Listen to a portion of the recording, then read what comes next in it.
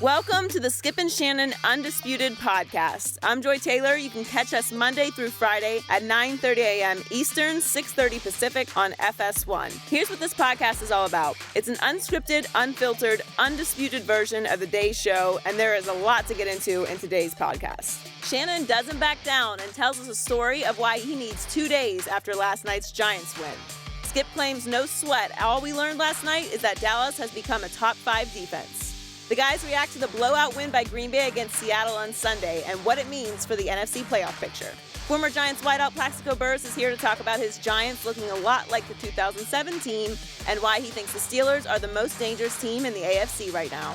Plus, former NFL GM Michael Lombardi is here to talk about tonight's test for the Patriots against the Ravens. A lot of Shannon love here to start the day on Undisputed. You know, I got a statement to make. This is unbelievable to me. Now I know how the game gets played here on Undisputed because week after week after week after week, this man sitting across from me picked against my Dallas Cowboys. But did we ever open the show with flashbacks to those picks? Did we once? I don't think we did, I want to Skip. know. Did we ever? Can we get a fist bump? No. Can we get a fist bump? No. Whoa, Wait, I got to work through this process because I'm learning a lot about how it works up in the control room with these people because there's a lot of Shannon love up in the control room and there's a whole lot of Cowboy hate up there, I guess. That's all I could figure out. If you pick the Cowboys to win and win going away, I don't want to hear you say foot or ball the rest of the show. I know you came prepared today with your United Blanket sport coat on, but I got something for you today. You know, I've been waiting all night for this. I got to tell you, what I'm wearing right now would shame anything in your entire closet. That is the God's truth. I'm ashamed I'm sharing this table with you. Oh, my gosh. All right, well, let's get to it. Let's start with that huge game in the NFC East. The Giants held on to beat the Cowboys 10-7 last night, ending Dallas's 11-game winning streak. Skip predicted correctly every time, told this one. But the Giants swept this season series and are now 2 games behind the Cowboys in the NFC East. New York's defense had 3 sacks and 2 interceptions on Dak Prescott. Way to go, Shannon. Great call. And forced a key fumble by Des Bryant with over 2 minutes left in the game to seal the win. Shannon, how impressed were you with the Giants? Skip Bayless, there's a saying that says, every dog has its day. What do you think? I don't care about what your grandmama said or your granddad. I want to hear what you think. This is my time, Skip Bayless. Come on now. Don't you do this to me. Shannon's mouth. Every time I come in here, I'm going to unbutton my jacket like you. How about them Cowboys? How about them Cowboys, Joy Taylor? Every week I come here for 11 straight weeks, and I had to hear that. Well, every dog You could have picked him, too. No. You could have picked him. First of all, let me get my Zen moment. This is about me and the Giants. You have nothing to do with this, Skip Bayless. As I was saying, Joy Taylor, every dog has its day, and since I'm a big dog, I've got 2 days. Okay. So now. You just called yourself a dog? Yeah, I'm a dog. Yeah, I'm a big dog, a big one. Don't worry about what I call myself. It's what I answer to. How impressed were you with the Giants? Is that what you asked? That's what I asked you, yes. I was very, very impressed with their defense. I told you, there's nothing like a plan that when you map out a strategy and it comes together. I told you what Dak was going to do. I told you this, Skip. I also told you, if I tell you grass will turn to cheese, start hustling crackers. Really? I told you. Boy, I would have gone hungry for 11 weeks. Oh, no. But now but you paid off in the first week. Skip, look at this. The defense, what they did last night, was very reminiscent of what a Steve Spagnuolo defense did to Tom Brady in that Super Bowl. Zeke got his little 105, 107 yards, but what you must force Dak to do is beat you from the pocket. Minimize his attempts outside of the pocket, minimize him hurting you with your legs. What the Giants did best was make sure on 3rd down, they got off the field. We saw this Thursday night starting to rear its head. They were 1 for 9. Hey, Sam Bradford didn't play particularly well. They dodged a bullet because the guy hit Sam Bradford in the head. Like, 1 for 9, okay.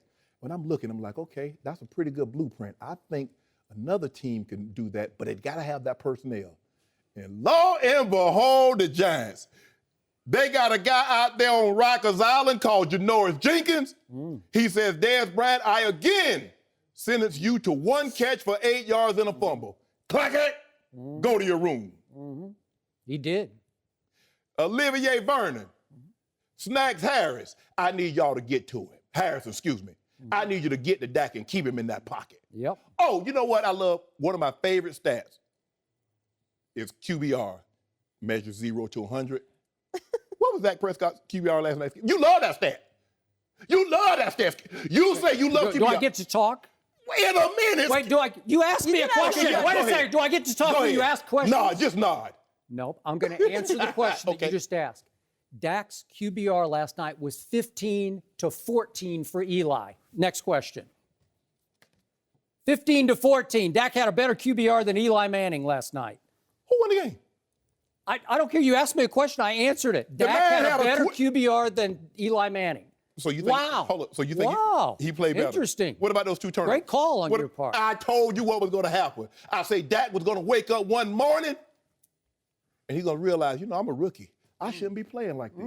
And what happened, Skip Bayless? I told you they could be had. I told you if you keep Dak Prescott in the pocket, they can be beat. And when they got to Zeke, when Zeke had 5 yards, that's all he got. When he got a 10-yard gain, that's all he got. There was no 5 that should turn out to be 15. There was no 15 turned out to be 30. And you know what? I was sitting back. I was just loving every bit of it. And I know you. I know. Didn't he want to send me some half-hearted apology? Congratulations, Shannon Sharpe. Don't congratulate me. You follow me? Don't worry about what I do, Skip Bayless. I'm tired of you worried about me. Follow me. I want to know. I don't follow anybody, so I don't know. That's you. I'm I lost know, on this. You know one. what? I know you got 3 million followers. I only got like 145,000. But they love me. They love me. Yeah, because you respond to every one of us every day. I do. You go home and you just respond to every one of And us. they say, Shannon, we Thank want you for loving all me. 145,000 of them. Say, we want you to give Skip Bayless the I'm business sure today. they And do. I'm going to give it to sure, you. yeah. Don't give me no half-hearted congratulations. I want you to puff your chest out. I want you to say it. Congratulated you publicly. No. Have you ever congratulated me on one pick that I made through 11 games? I want you to stand up. No, but I did. Thank you. I want you to stand up. I want you to pull your jacket forward, and I want you to stick your chest out. And I want to hear you say it on national television right now, Skip Bayless. Say, Shannon Sharpe, job well done, because you called it. Everything I said. Now give me my credit. I want my daddy record. I already did. I want to hear you say it. All those people that don't follow you, they didn't hear it.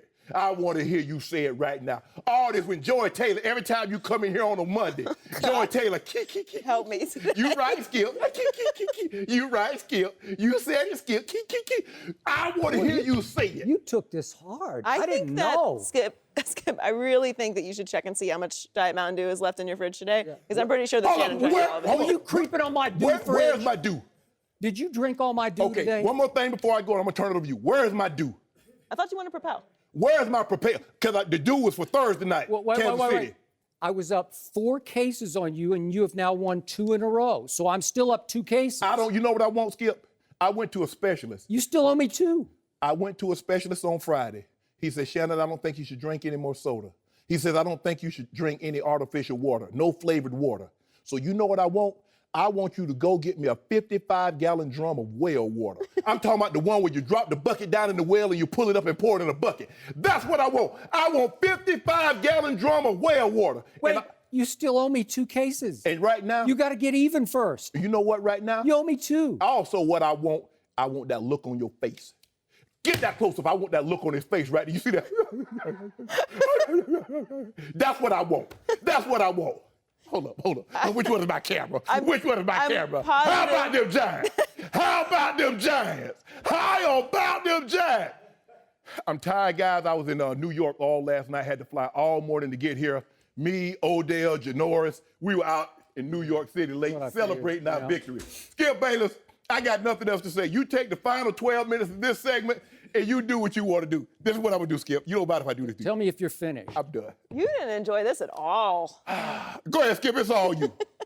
I love this. I love this. If I were sitting in the seat across from me and I finally got 1 pick right in 11 weeks, I don't think I'd be celebrating like that. I'd be a little ashamed of myself. Don't worry about what I'm doing. Okay. Talk about your Cowboys That's that okay. lost. You know, I will start talking about my Cowboys. And you know what? amuses me, Shannon Sharpe? The team that you love in the NFC, the Seattle Seahawks, lost yesterday in Green Bay 38-10. It's my turn now. They lost 38-10, while my Dallas Cowboys lost last night 10-7. 10-7, and you're throwing that kind of a celebration fit at me across the table after your team that you love lost 38-10.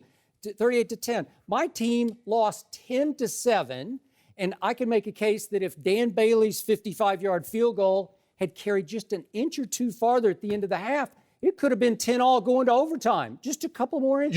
You mean the most clutch kicker in the NFL missed the field goal? I didn't say he had, in the cold weather, 55 yards is far. But you just said he was going to hit one from 60 the first game of the season. 53. Well, that was in hot weather But go ahead, in Jerry World. Go ahead. I'm right? That was indoors, right? Am I right about that? It was lost. Indoors, they lost. So they done lost indoors and outdoors to the Giants. Next time, I don't know where they're going to play them at. My Cowboys lost 10-7, and somehow the sky is falling. Yet my takeaway from last night was that my below-average defense held Eli and Odell to 10 points at MetLife, 260 total yards at MetLife. And if you told me that before the game or before the year started, I would have been ecstatic with that. That was sensational. And, hey, if my man Barry Church, playing with a broken forearm that's casted, had caught an Eli pass that hit him right in the hands early in the third quarter, we could easily be having a different conversation, but wrong place, What conversation are we having now? We're having a different conversation. But as I told you, my man Dak, on his most miserable night of the year, by far, had a better QBR than Eli did, 15-14. So my biggest takeaway from last night is I got a top 5 defense that can carry my team much farther into the postseason than I had originally thought that it could. So what has happened here is that over the last 2 games, my team ran into another top 5 defense in the loudest dome stadium in the NFL. That was a week ago, Thursday night in Minneapolis. They survived that game. And then last night, they ran into a buzzsaw defense with a terrific defensive coordinator who had a terrific plan. And I agree with you. And I told you on Friday that Janoris has locked up Dez before, and he would lock him up again. And he really locked him up last night, because last night, that was a one-play game. Somebody was going to make one play. And my man Odell made the one play because my man Barry Church took the worst angle I think I've ever seen on a slant.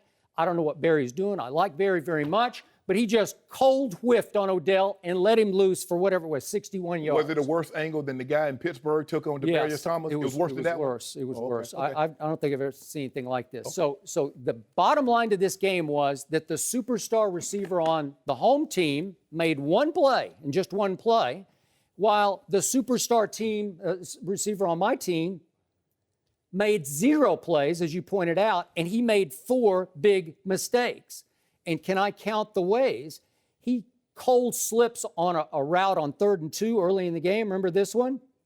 Can we show that, please? Dez Bryant slips down. I guess maybe the control room's down on me today, so they're not going to show. Oh, wait a second. That was a great throw that my man Dez slips down on, and the ball goes right to Janoris Jenkins. That's just a bad luck, bad night. It's like not meant to be, right? It was meant to be. That's a good throw. It was meant to be.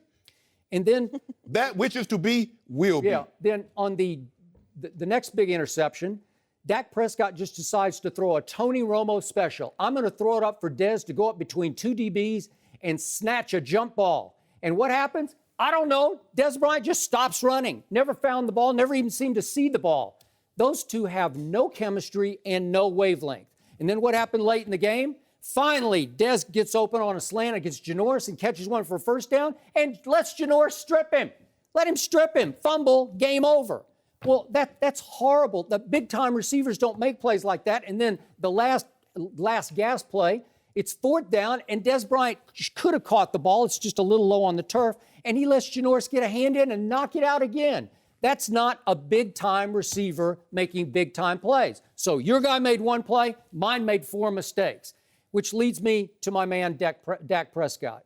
Did you happen to watch Eli after the game? No, you were out celebrating. I forgot about that. I was in New York. I was on my way to the club. So Eli volunteered. He volunteered after the game that it was a very difficult night for him because the ball was wet all night. And it was one of the weirdest weather nights I've ever seen in New York City, where I lived for the past 12 years, because it snowed in the afternoon, so the field got covered with snow. Then the temperature rose all through the game up to 40. So what happened? It was just a big bunch of mush on the field. The ball was slippery, the footing was terrible, and Eli didn't handle it very well. He lost one ball in mid-throw, slipped back out of his hands. Cowboys recovered that one. And I'm going to make the excuse because Eli made the excuse for his receivers. So I'm going to make it for Dak, too. No. It was a terrible night to try to throw the football. Sorry. I'm just giving you what Eli said. No, see, I love the way you do it. And I've asked you on several occasions not to do this, Skip Bayless. Do not preface your argument with if.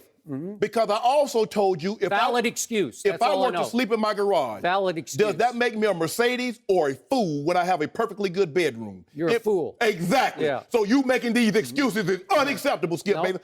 Eli made it. This is something that Skip Bayless yesterday at 4:44 p.m. Thank you, Green Bay, for pinning a humiliating loss on Seattle without Earl Thomas. So much for Russell Wilson's MVP. Advantage Cowboy. Yeah, that's exactly right. And I stand by that to this moment, whatever time it is right now. And guess what happens, Skip? The tree that's leaning the furthest doesn't always fall first. See, while you was heaping praise on Green Bay and talk about how bad Russell Wilson played yesterday, look what happened to your Cowboys. Yeah. All this time, hold on, time out. They got a cushion. They're fine. They're just fine.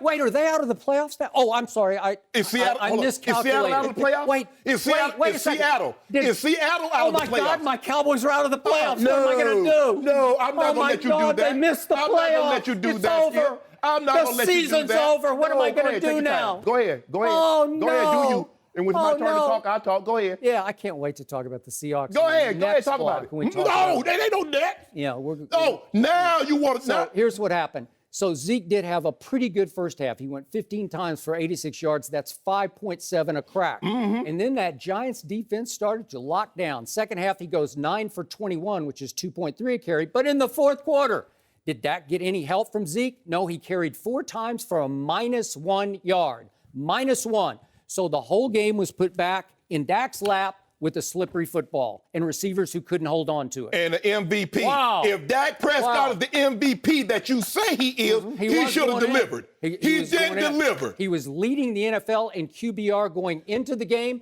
and had won 11 straight games. And you know what? I'm going to throw it out front right away. I was so happy with Jerry Jones and his co-coach, Jason Garrett, after the game, that they were quickly asked, are you ready to go to Tony Romo, or did you think about going to him during the game? And both of them dismissed the question with a big N-O, as they should dismiss it this week. I don't completely trust Jerry. He might overreact to Dallas overreaction within the Dallas-Fort Worth media this week, but it is not time to go to Tony Romo. This team is just fine. In fact, it's in the driver's seat. It now has 2 home games. And if you told me before the year that Dallas would have 2 home games to win home field advantage throughout the playoffs in the NFC, and those home games would be against Tampa Bay and Detroit, I would have gone Billy White Shoes Johnson and done the funky chicken right in the middle of this table. That's what I would have done. That's how excited I would have been over that. And it has happened. It is reality. It is reality. We're not in the beginning of the season. The sky is not falling. The sky is rising. You've changed your assessment of the Cowboys. We're not talking about the middle of the season. We're 13 weeks into the season, and all you told me was heap this praise on Dak Prescott. He's why I've never, in all my 40 years of covering NFL, I've never seen a rookie as mature and handled it. Now, all of a sudden, they lose, and you make every excuse. Wait a second. He won 11 straight games and lost 10-7 against an arch rival on the road, and I'm going to overreact. You can overreact. You need a moment. You need one moment to feel good about yourself. I've had too many of them. Yeah. I've had too many moments. You finally had your moment. How many wins did Green Bay get for putting 38 points on Seattle? I think Seattle felt like it lost 3 games. How many Seattle wins lost did the 3 last night? Whether you win by a few or you win by a lot. An L is an L. Wear that collar. You're going to wear that one today. Boy, is Seattle... I bet you won't bang on the table and say, how about them Cowboys? Is Seattle on Dallas's tail? No. How about them Cowboys? How about that? How about them Cowboys? I bet you I will hear how about them Cowboys. Wait, I want to hear you say, are they going to miss the playoffs? We them Giants. No. Will you answer my question? We them Giants. Yeah. Gee, man. Yeah, wait a second. I thought it Stand was up. we them Seattle Seahawks. No. Get back. You Yes, don't know John. me like that. Yep.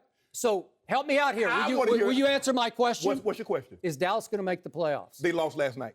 I don't want to get too far out in front of this thing, George. Oh, George Taylor, she was notorious for it. I keep Skip. Skip, you so funny. I think we learned a lot today. I'm not great at math, but apparently in undisputed math, 11 is equal to 1. Whoa, George. It is. Whoa, I agree. George Taylor. I agree. I learned Math too. has never been my thing. This is advanced calculus. Hey, guys, I have many y'all remember George skills. Taylor? Math is not one of them. Nah, you're not good at math. Yeah. But I thought that sounded weird. What about the Dolphins?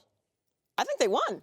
Are they going to the playoffs? I mean, it's a disappointing, No. disappointing ending to that game, obviously. Last I think they quick won. thought. What did Go you ahead, just Skip. say? An L is an L? Go ahead, Skip. Win is a win? The woman who basically raised me is named Katie Bell, or was named Katie Bell. Bell. God bless her soul. Yeah. And she always told me, he who laughs last laughs best. So I'm going to stick by that. We'll see how that goes. Oh, you weren't saying that the previous 11 weeks? You banging on the tables, interrupting my 10-7.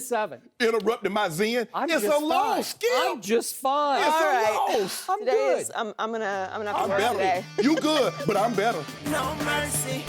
The Packers blew out the Seahawks yesterday, 38-10. Russell Wilson threw a career-high 5 interceptions in the loss. It was the Seahawks' worst loss since 2010. So, Shannon, this is your Super Bowl team. Yep. How much faith did you lose in Seattle yesterday? They're still my Super Bowl pick. They had a bad day yesterday. You're not going to win very many games when you turn the ball over 6 times. Green Bay scored 5 touchdowns offensively. 4 of those drives started in Seattle's territory.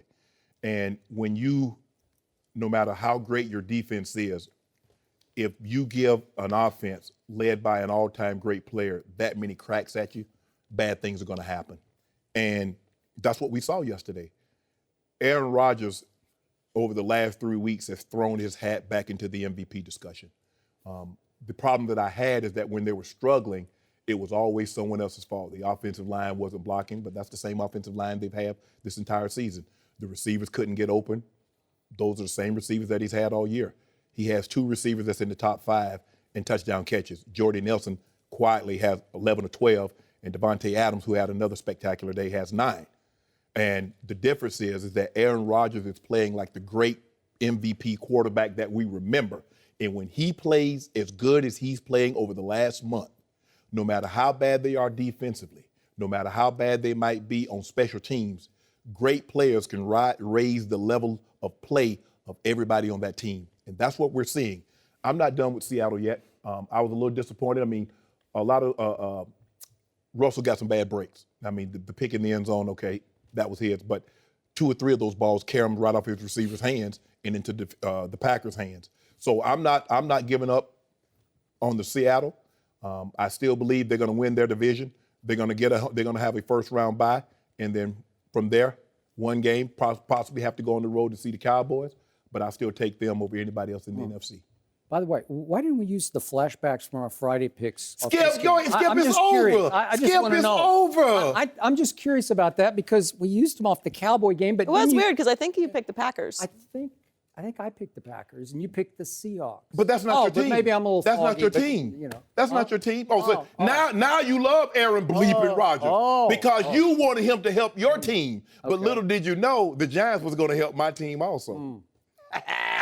All I can tell you is, as a Cowboy supporter, my fear of Seattle fell several notches yesterday because that was an ugly loss at the wrong time of the year. Pete Carroll a couple of weeks ago said we always shift into gear this time of the year. And that was shifting into reverse yesterday. And they also shifted into reverse when they didn't have Earl Thomas, 3 weeks now ago, back in Tampa Bay. So now I'm looking at a team that got annihilated and humiliated by a so-so Green Bay team and an Aaron Rodgers. I don't know how gimpy he was, but he's limpy and gimpy the whole game. Stop minimizing the man's injuries. They lost. I don't know what he's doing. I think he's just melodrama. But the point is, he just stood in the pocket where he usually has a hard time picking a good defense to pieces, and he picked them to pieces from the pocket. You know and I know that he's most lethal when he gets outside the pocket, and he could not move much yesterday after the first touchdown pass to Davante Adams when he said he pulled his calf as well as having the balky hamstring on the left side. So whatever, I never know how hurt a guy is, but he seemed to be hurt because he was limping. And the point is, the limpy-gimpy Aaron Rodgers destroyed your defense.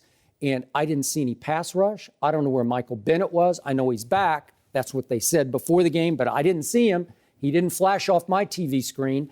And Russell Wilson was a nightmare yesterday. And when he wasn't throwing interceptions, some of them were not his fault, he was wild high all day. And I don't get it because the weather seemed pretty good there. It seemed like it was good enough to throw the football. Aaron was having no problem throwing the football. So that's the kind of loss that a good team, a potential Super Bowl team, does not want to suffer in the month of December. And now, what am I seeing a pattern of? Your Seattle Seahawks are a bad road team. That's what I'm seeing, because now they've lost at the Rams, the Los Angeles Rams, 9-3. I know that was earlier in the year. They got tied at Arizona 6-6. They lost at New Orleans 25-20. They lost at Tampa Bay, as I mentioned, 14-5. And now they lost at Green Bay 38-10. So in the losses and the tie, 4 losses and a tie, they have averaged 8.8 points a game on the road. That's no good. Something's wrong with the offense. We know something's wrong with the offensive line. And even yesterday, Russell seemed to be moving just fine. He seems healthy to me. But his arm wasn't right yesterday. And then his head wasn't right yesterday. And in the end, your team wasn't right yesterday. And you can say, oh, it was just a bad day. Well, then my Cowboys had one bad night. We go to the next game. But this was 38-10. This was destruction on the part of a team that lost Jared Cook during the game. Clay Matthews was playing with a banged-up shoulder. They lost Ty Montgomery for a while, the Packers did. And that's an embarrassment for the Seattle Seahawks. And I just don't fear them nearly as much as I used to. So now I assume they're going to make the playoffs. Maybe they will get a bye. But the NFC Championship game is not going to be in Seattle. And that's all that I was concerned about, because I believe the Cowboys can beat this team at Jerry World. It may come down to that. We will see. But now I have more confidence in my Cowboys against Seattle than I had certainly before yesterday. There's no shame in Seattle losing to Green Bay in December when Aaron Rodgers is now 15-0 and home starts in December. There's no shame in that. That same guy that had the injured calf that was limping around, that's the same guy that beat your team in 2014 in the divisional round. You mean of the playoffs. Stole a game? Okay, from my that was that team? same guy. Because it was same a guy, catch, limping. and we all know it was a Same catch. guy. Same guy. That guy. That's Aaron Rodgers. That Yeah, was that's out him. and out highway robbery up in Lambeau. I love how you like to mention in the losses that Seattle suffered, they're averaging 8 points a game. Yeah, that's awful. And the 2 points that your team has lost, averaging 13. What do you mean? The two games? In the 2 games in which your team, who's your team, Skip? Against the Giants. Who's your team, Skip? Yeah, I got it. Okay, then. So don't pretend like you don't know. My team has 2 losses, and your team is now, what, 8-4-1? That's not very good, actually. So anytime you get beat, other teams out there know you're beatable. So for you over there thumping you pounding your chest for how good, oh, Dak. Because you know you. Well, wait a second. I went into yesterday's game with the second best offense in all of pro football. So where are they ranked now? How do you explain that? Where are they ranked now? Well, they had a bad game. Okay. They had a bad. That's what you just said about your Seahawks. They had a bad game. Oh, hold on. They had one bad game. You said something that we had to go to break and I wasn't able to hear. You keep talking about Dez and Dak doesn't have communication. That's not what you said the last 5 games. You said him and Dez are on the same page. That's what you said. I never said that. I said Dez had become a cog in the offense. They needed to go to him more last night because it was a one-play game, and he made no plays. Okay, made 4 mistakes. Can I get the sound effects that you normally use on Monday? Oh, he was bink, Cole Beasley, bink, Jason Witten. You know Jason Witten, that guy that you say you cannot run. Oh, Dez Bryant, bink, hand the ball off to Zeke. They had good games last night. I didn't hear no sound effects today. You thought they had a good game? Witten and Beasley had pretty good games, actually. They lost, Skip. 10-7? When a field goal hit the upright from 55 yards, really hit the crossbar? So the more points you score in a win, does that add to the win total? Or if you win by 10, or if you win by 1? They're 11-2. But you didn't say that last week, Skip. You weren't saying that last week. You act like you just won the Super Bowl. Yes, no. Did you win the Super Bowl? No. Wait, did you get a 4th ring yesterday? I want to know. No, Skip. Did you? No, because you should have worn it. Remember, you were talking about how they hang banners. Where did you put the Lombardi? 8-1, 9-1, 10. You were talking about how they hang banners. You have the Lombardi in your dressing room? I said, oh, Skip. No, Skip. You're not finna steal my shine. I'm not gonna let you talk over me and let you talk to me about how your boys got beat. Tweet that out. You want to tweet, oh, Aaron Rodgers, I need you to be that bad man, everybody. Won't you tweet something about your Cowboys? Boy, you follow me like crazy. Don't worry about what I do, Wow. Skip. I just got one question for you. How about those Seahawks? I want to know. I want to know. 38-10. I want to know. The G-men. How could you? Keep popping wait bottles. a second. How could a Hall of Famer pick Seattle to win a game that they lost 38-10? You know football better than that. The same way I picked the Cowboys to lose, and I told you Dak would turn the ball over twice. And I told you Eli would turn the ball over a bunch of times, and he did. The same way I picked Janoris Jenkins to send us Dez Bryant to one catch for 8 yards. Yep. And the same way I told you that Measley Beasley was just a guy. He's not a guy. Just a guy. Ooh, can we get that on tape? Just a guy. I got that on tape. What did he do yesterday? We got a just what a guy What did he do yesterday? soundbite. What did he do yesterday? He was good. He had a bunch of nice little catches. Little measly. Did you win? Love him. Did you win? 10-7. Did you win? 10-7. It's a loss. Well. So what did they put that? What happened last night? What column does it go in? The win or the L? The W or the L? I need to know what column it goes in. You know what? It was a good L. Oh, there's no such thing. Yeah, it was. There is no such thing. Oh, no. Yeah. See that look? See that what you doing right there? He bite his Joy. You see him? He bite 10-7. Joy. He bite his lip. He bite his lip. That was a good one. You see how he did? I got you. That's a good one. It was a good L. That's a good L. That's a good L. Yeah. No, it wasn't. Oh, Joy Taylor. Oh, don't. Joy Taylor is feeling just like she's feeling some type of way, Skip. She over there. Let me ask you this. How'd you like my Cowboy defense last night? How'd you like it against Eli and Odell up there, East Rutherford? All I know is Wow. All I know is Odell caught a pass and ran to Trenton before they stopped him. Wow. Okay. That's what I saw. I think it was interesting that you said that you were happy with the Giants' defense. You didn't say too much about their offense. No, I ain't worried about that. Because Skip, because see, what I do is that I use Skip's argument against him because he always talks about, Dak, they leave plays per possession. Plays per possession. They're number 2 in third down conversion. Hey, Dak Prescott, 0 to 100 in QBR. He's number 2. Now, Tom Brady's passed him, but he ain't mentioned nothing about QBR last night.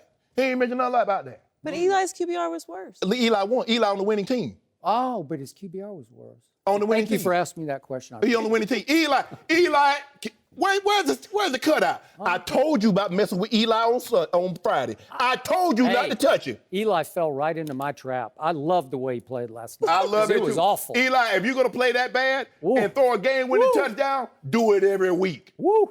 Loved it. I bet the Cowboys don't want to see the Giants in the playoffs. You know what? I sure hope they do. No, you don't. More than you know. No, you I don't. hope so. No, you don't want to see Odell. You don't want to see Odell. I really, really, really want to see Then Odell did the Michael Jackson on y'all. He kicked the feet up in the air. That was impressive. It just started moonwalking.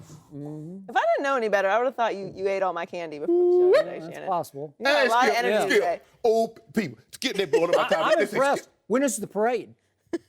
Are you leading the parade today? It won't be going down in Dallas. Huh? It won't be When's going the in parade? Dallas. It won't be happening in Dallas. Wow. I'm impressed. It won't happen in Dallas. No mercy. The Giants held on to beat the Cowboys 10-7 last night, ending Dallas's 11-game winning streak. New York's defense had 3 sacks and 2 interceptions on Dak Prescott and forced a key fumble by Dez Bryant with over 2 minutes left in the game to seal the win. We're joined by Super Bowl champion with the Giants, Plaxico Burress. Plaxico, welcome back.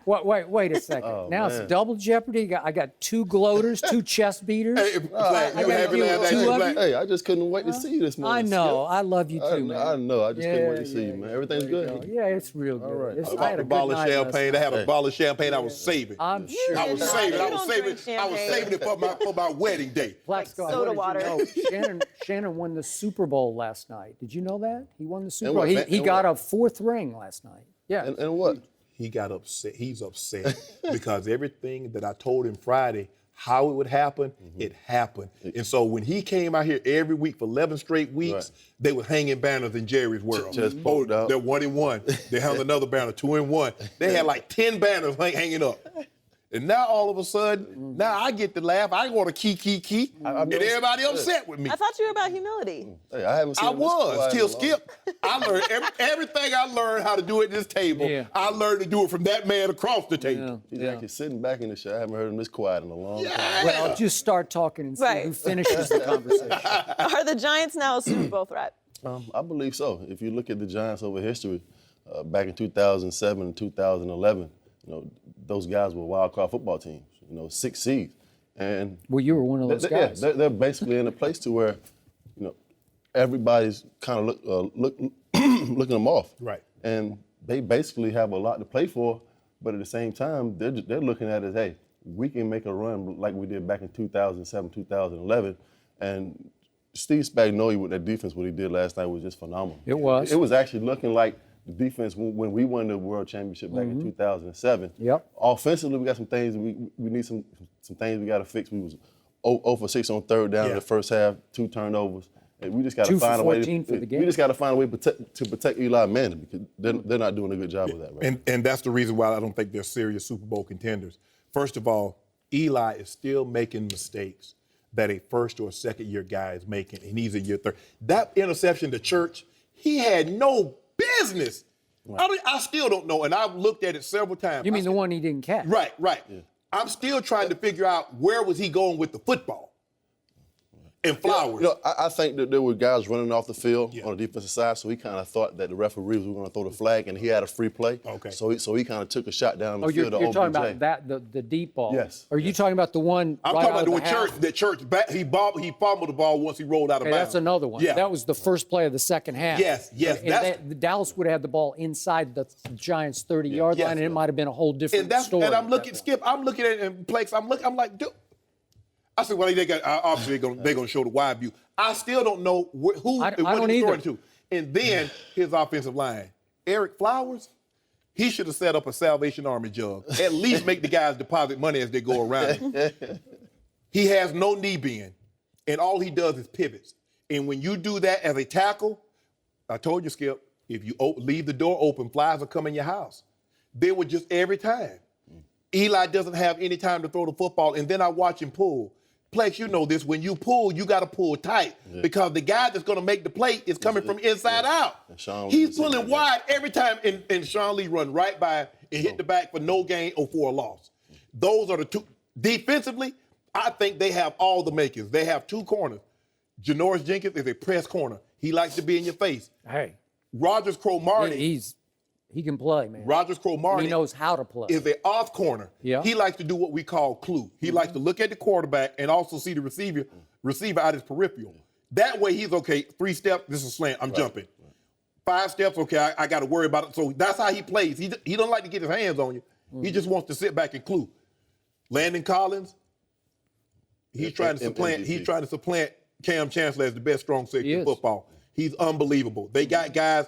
Now, and by the way, Eli Apple can play. I don't love his makeup, but he's a talented kid. Yes. And he made some plays last night. But the blueprint that Minnesota, and if you're going to beat the Cowboys, you need to have somewhat of a similar type of a defense, a guy that can press, a guy that can also play man, a strong safety that can play close to the line of scrimmage, also can take the tight end because I thought he did a good job on Witten, and you got to be able to get pressure. Keep him in a box. But offensively, Skip, they're nowhere even close to being a Super Bowl contending team. I'm not sure about that. I'm more with Plax on this one. I fear and respect that defense because it has talent. It should have talent. They spent $200 million to get talent, right? Right. And the high-dollar guys are playing off too, Skip. Now, normally you spend that kind of money and guys don't pan out. All that big guys, Olivier Vernon, Janoris Jenkins, Harrison. Yeah. Hey, and with Spagnuolo coaching and teaching, that was a hellacious performance last night, especially in the second half, because Ezekiel Elliott has run wild on just about everybody. He had a little trouble in Minnesota because that's a top 5 defense too, and the building is so loud they couldn't audible at all. But last night in the second half, he went 9 times for 21 yards. That's 2.3 a try. In the fourth quarter, I'm going to say it again, 4 carries for -1 yards when it mattered, when the game was still hanging in the balance. So they took him away, and they took all the receivers away because half the time, 2/3 of the time, Dak, who's been he has patience to him, maybe to a fault, but he would stand and go read, go through his progressions. Nobody would be open. And he'd finally just say, I guess I better eat this. And by the time it was time to eat it, he couldn't find a run lane. Escape lane. And they would just pin him in and knock him down. I haven't seen an effort like that against this team. This team has moved the ball on everybody, including the Vikings for the most part. They moved the ball. They just could, except for the first drive, and the play they scored on, I got to admit it was kind of a trick play. It was where they'd fake toss sweep and he rolls the other way, and they got Terrence Williams cutting all the way back across and nobody took him wide open. But the safety, 33 is in center feet. That's his guy. The wide receiver goes in motion. Eli Apple goes with his man. They fake the pitch, and 33 actually runs with the fake, and his guys run clean across his face. Terrence Williams, who's 83, who went the other way. And that's the thing. I'm like, dude, that's your guy. Yeah. Because you're 15 yards deep. Even with the fake, you're not going to stop it for a no-yard gain. So think about it. All he had to do was look at the action. If a wide receiver is running that hard, Plex, you know this. Wide receiver's not running that hard to block. Yeah, he definitely wasn't. He definitely wasn't reading his keys. As soon as the underneath receiver crossed his face, he should have known that someone was coming in front of him. So I told Shannon earlier, I would love, as a Cowboy fan, I would love to see the Giants a third time. It's hard to beat a team 3 times in the same year, number one. And number two, Eli is always capable of making a couple throws. But last night, he only made 2 good throws the whole night. Yes. And one of them, Odell dropped near the goal line. And the other one, he snagged, and Barry Church, my safety, took the all-time worst angle you could take and completely overran the play, and Odell was gone. Odell had a lot of drops, too. He had a touchdown that he dropped a car in the first quarter. He dropped that one. He had a couple of third down conversions that he could have made, and he dropped that. But he's so conscious of trying to make a play on every ball he catches. He's like, I'm trying to get home, because he's looking at it like, I don't know if and when I'm going to get another pass. So he doesn't value the ball as he should, because he feels that he needs to make a play on every catch. And if you notice, his drops are all concentration drops. Okay. It's not because his hands are in the wrong place or anything. I got it. It's always trying to get home. I got it. But Eli, I watched his whole post-game press conference live last night. He volunteered how wet the ball was. Are you going to give him this excuse? Because I do. Because remember, it snowed in the afternoon up toward game time. Then during the game, the temperature went up. It went up into the 40s. And so the field was just slushy and muddy. And Eli said every ball they brought in, as soon as it would snap to me. Remember one time Eli popped the throw and it went right out of his hands. And I'm going to give Odell some break on this, because maybe those are slippery balls. Is that a valid excuse? Yeah, I'm not going to say that that's a valid excuse, because it's a National Football League. At the same time, those new footballs, when they do come in, they do have a little film on them, which makes them a little slipperier, especially with the conditions being cold, so the ball's a little bit slick. Dez had a fumble.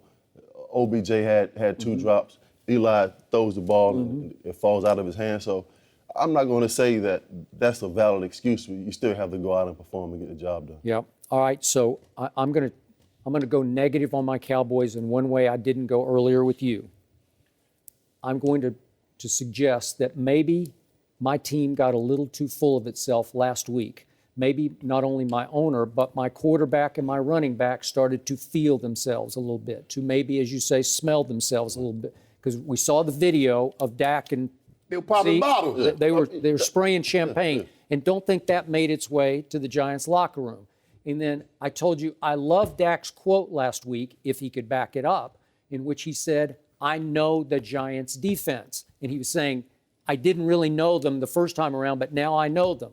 Well, last night, it didn't look like he knew anything about they know you. Defense. As a rookie quarterback, you can't make those kind of statements, because they put those kind of things on the bulletin board and kind of feed off on it. And then Steve Spagnuolo goes up in his office and draws up a new defensive game plan. Which he did. Just throws it completely off. Because you also have to understand, Skip, that was the first time of them seeing Dak Prescott. So now they got 12 games of footage. This also was really their first time playing together from a defensive perspective in an actual game. Yeah. So now after 13 games, 12, 13 weeks in, Steve Spagnuolo knows the defenses that he can call that his guys will best respond to, because he has a situation. Janoris Jenkins, they got him for one reason, to deal with Dez Bryant, to deal with everyone that has a number one receiver in that division.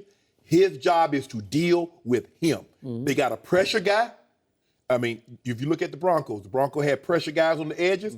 Before JPP got hurt, that was JPP and Olivier Vernon. You got guys on the end that can cover. Now, the Broncos are different because they got really two elite cover guys, and then you bring a first-round draft pick in Roby in. They got two hard-hitting safeties. So Spagnuolo has the perfect defense to cause Dallas problems moving forward. Everybody doesn't have that luxury. There are only a handful of teams. The Seattles can do it.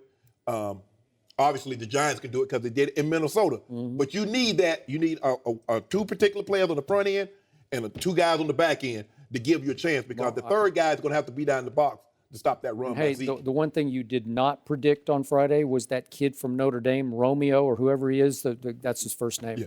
I can't even pronounce Okinawa? it. Yeah, whatever it is. 78. Okinawa. Yeah. Right? No, I didn't know anything about him. Some undrafted kid from Notre Dame. He got a sack, and then he got a big, he stopped huge against the run. On the third down. He was out there just basically looking like JPP last night. I thought he did. So last question. I'm going to swing it around to you. How much do you fear my Cowboys going forward if I fear your Giants?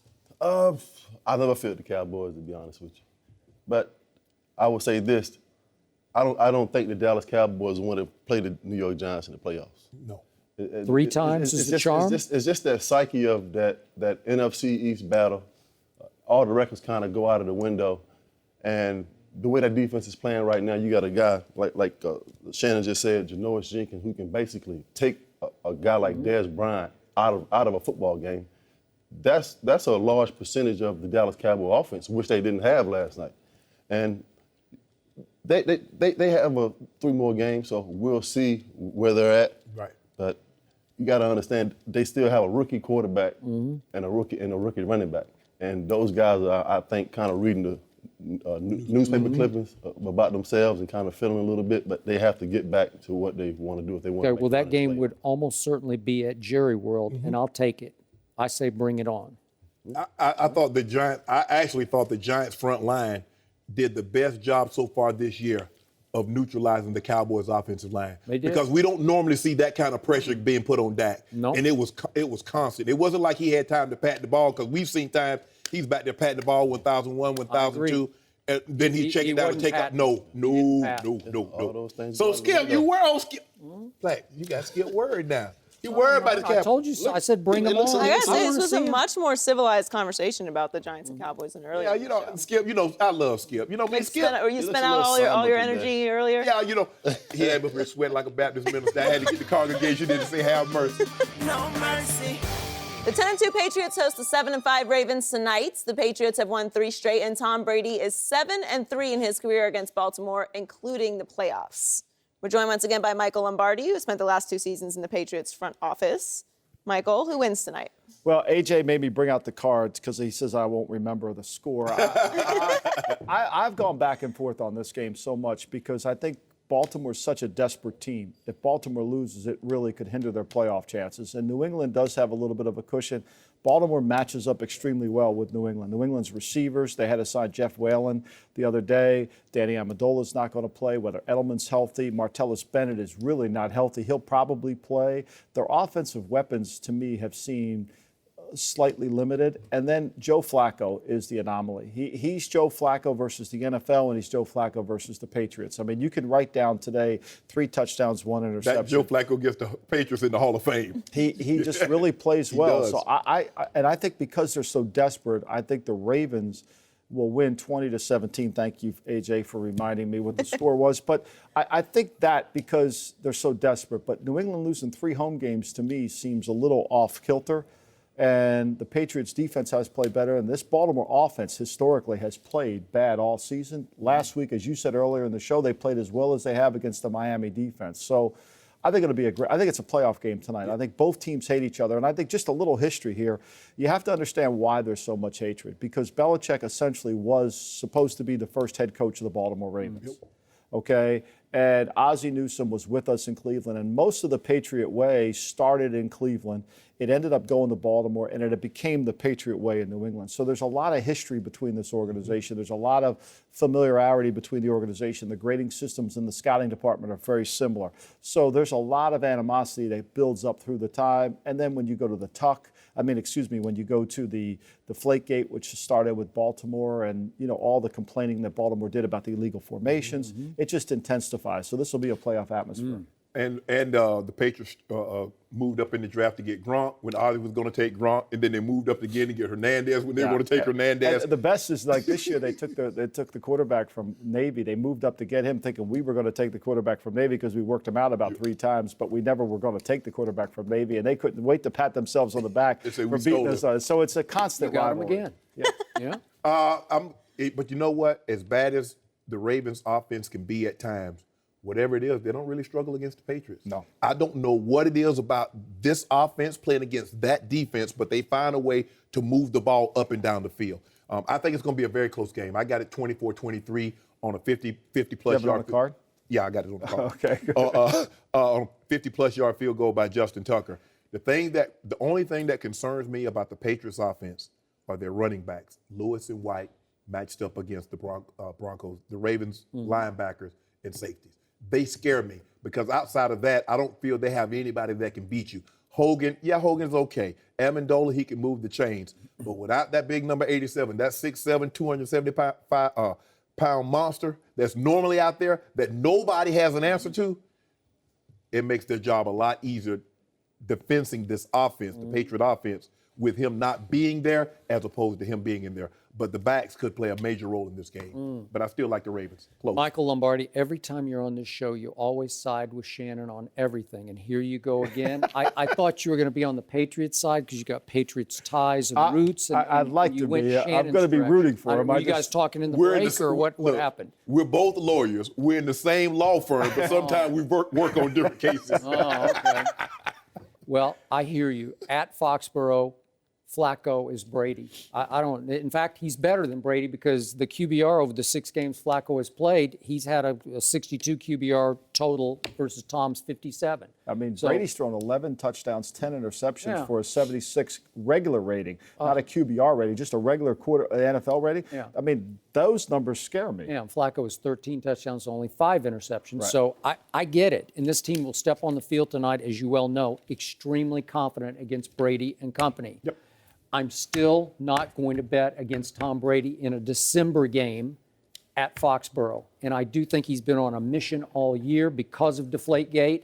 And this will be a game he has to point to because then they have to go to another kryptonite place for him, which is at Denver, as you know. In that last game at Miami, that's just not a cakewalk for them. Every year they go down there and have trouble.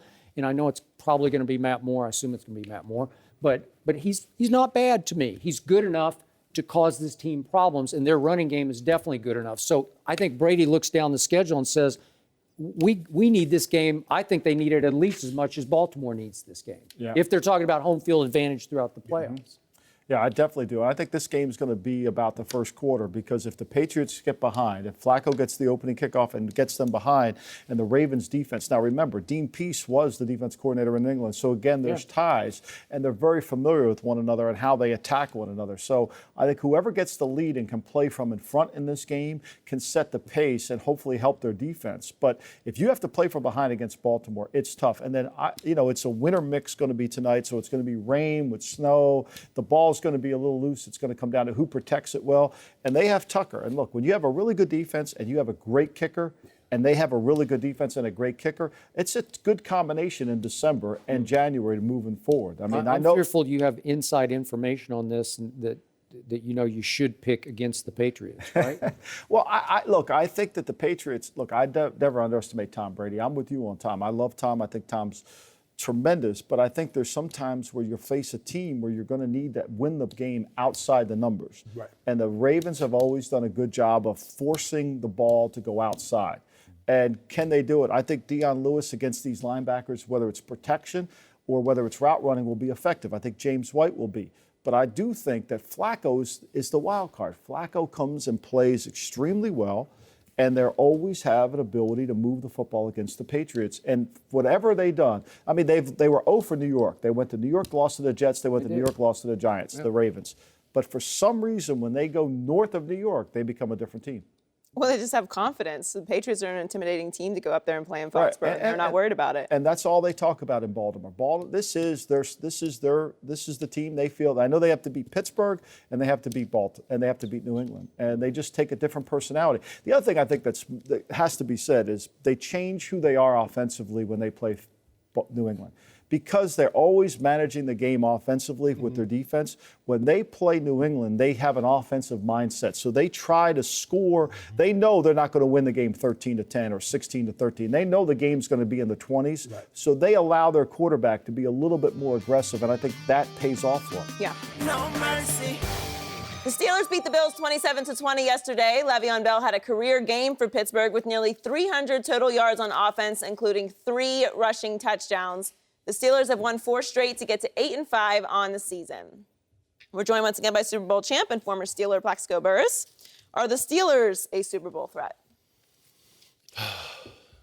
Still a nation. I'm going to go out on a limb and say that I believe that the Pittsburgh Steelers are probably the most dangerous team in the AFC right now. One, because they have guys that's been there to the Super Bowl. You look at Ben. Antonio Brown played in the Super Bowl back in 2011. Everybody knows what he's capable of doing. Arguably the best wide receiver in all of football. And then you have Le'Veon Bell. I turned my phone on yesterday when I got off the plane and I looked at this guy's numbers and I said, what happened? You know, in those kind of elements for a guy to go out there and rush for almost 300 yards. He missed the first 3 games of the season. And I'm saying to myself, if he keeps having the season that he's having, at the end of the year, you're going to have to put him in the MVP conversation. I believe that he's going out and performing that well. Defensively, they're young, but they have some guys who are coming of age. Artie Barnes is playing really well. Everybody knows about Shazier, some of those young guys. But I just think that the Pittsburgh Steelers, they've been there before. They're not going to say a lot. They're just going to keep going about their business methodically. And somebody's going to look up a few weeks from now and be playing the Pittsburgh Steelers in the AFC Championship, and that's who you don't want to play those guys in that position. Are you saying that because that was your original team? No, I'm not saying that. I know the mentality of Mike Tomlin, Ben Roethlisberger, that organization and that team, like what's expected of them. This is December football in Pittsburgh. The next 2 games will tell a lot about them. They play at Cincinnati, which will be arguably for first place, and they play the Baltimore Ravens at home on Christmas. If they beat Cincinnati and Baltimore, you got to look out for the Pittsburgh Steelers in the playoffs. I don't think they're a real threat yet, Skip. And I still have questions about their defense. I still don't think their back end is good enough. We know what they are offensively. Big Ben is the real deal. Antonio Brown, I agree with you. He's one of the best. I say he's the top 2. I would take Julio Jones, but that's just me. But you couldn't go wrong. Le'Veon Bell is the best all-around back in football. There's nothing he can't do. He's so patient of a runner. And in conditions like that, they're ideal for him because he's so patient and he's never out over his feet, so he's never slipping. If you remember a couple of years ago when LaShawn McCoy had a 220-yard day in the snow against the Lions in Philly because he has that same type of elusiveness, but Le'Veon Bell's a lot more patient than he is. The thing that scares me is that Ben turned the ball over 3 times yesterday. And playing against a better offense, you turn the ball over 3 times in the playoffs, you're going home. And now if Le'Veon Bell's going to be able to run the football 38 times for 238 yards, but that just goes to show you that he was still able to get those kind of carries even though Ben turned the ball over 3 times. So that just goes to show you that the offense on the opposing team was inept because they couldn't do anything. Because for a back to get 38 carries in today's game, man, that's a lot of carries. And when Rex Ryan is the defensive coordinator, he's supposed to be able to get you off the field and not allow back to have that many cracks. But the reason why he had 38 carries is because the elements. Yeah. It's not going to allow you to get in the shotgun and throw the ball 40 times. So Mike Tomlin gave him a workload that he know Le'Veon Bell can handle. Yeah. and it was spectacular. Yep. Shannon Sharpe, Yes. I agree with your big picture point, but a little picture point that you made, I cannot let go unchecked. What's that? There is no way Le'Veon Bell is a better all-around back than Ezekiel Elliott. Yeah, he is. I'm sorry, he's Yes, just he is. not. It's He's not even just close. not. It's even not close. even close the other way. Let me ask you a question. Le'Veon cannot get away from anybody. He doesn't have the gears this kid has. This kid can shift into gears you haven't seen. Okay, let me ask you a question.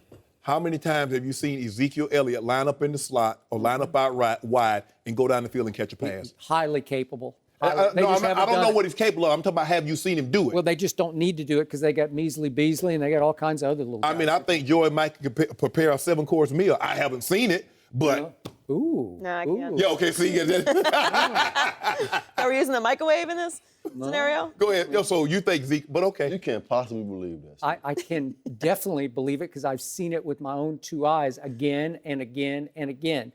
This guy has body lean hitting the hole. Even last night, he took my breath away 3 or 4 times in the first half where you'd say, he can't get through that crack, and he just falls through the crack. Just he's gone through the crack for 8 yards. How did he get 8 yards on that play? Le'Veon can't do that. And you said it yourself. This game yesterday was about elements and about a Buffalo Bills team that is quitting on its coach because they're afraid that coach is about to be gone. And there were rumors before the game that Rex is going to be fired sooner than later. And the Bills left their hearts in San Francisco, as in Oakland, so to speak, because they collapsed against the Oakland Raiders, and I think it broke their spirit, and they just weren't ready to play yesterday, and it was a snow-covered field. And Le'Veon is a snowplow, man. He can grip and go, and he's got those snow tires on, and there's no better back to carry the ball in those elements than this guy. I'll give you this guy over that guy on that field in Buffalo because it was snow-covered, and the Bills couldn't keep their feet, and he kept his all day. So why wouldn't you just feed the beast the whole day? And he ran for 236, and he adds another 62 catching it. But he can't get open the way Zeke can. If they start flanking Zeke out wide, he can't run with Zeke. This dude can run. This dude, Le'Veon Bell, can run the route tree. I'm not sure that Zeke can run the route tree. Skip, the thing is with him is that he's so patient. If you notice, when he gets the ball, he almost come to a standstill. Right. He's almost literally walking to the hole to let everything develop, and then he's into the hole. He's a very, very patient runner, and when you're doing that, I think it scared him away because they were throwing the ball early on, and then all of a sudden Ben had back-to-back interceptions. The next thing you know, Todd Haley says, okay, here you go, Le'Veon, take over. So all I've heard on this show for about the last month is that Zeke should be the MVP over Dak. So there you go. Well, we're talking about Le'Veon Bell. Why are you still talking about Ezekiel Elliott? Because he's better. Because he said he's the best all-around back. He's not. I believe he is. I bet you won't ask general manager. We'll poll. Okay, let's do poll. I would love to hear that poll. Hey, getting back to Le'Veon Bell, you can probably agree with me on this. 10 or 15 years ago, Le'Veon Bell's running style, a lot of people would have said, oh, he's tiptoeing. Right. Could you agree with me? Yes. And now you look at his running style, and it's acceptable, and it works. It almost kind of reminds me of a young Fred Taylor. Yeah. His kind of pressing the line of scrimmage, skipping, jumping, finding the hole, and hitting it.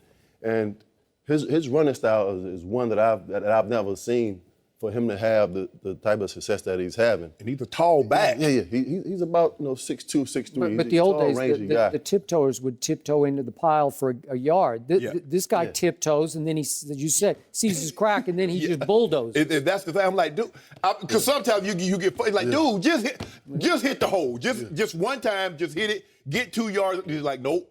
He's like, I'm just gonna take my time. I'm gonna glide. And it works. And it works. It works for them. But like I said, I'm anxious to see how this defense looks.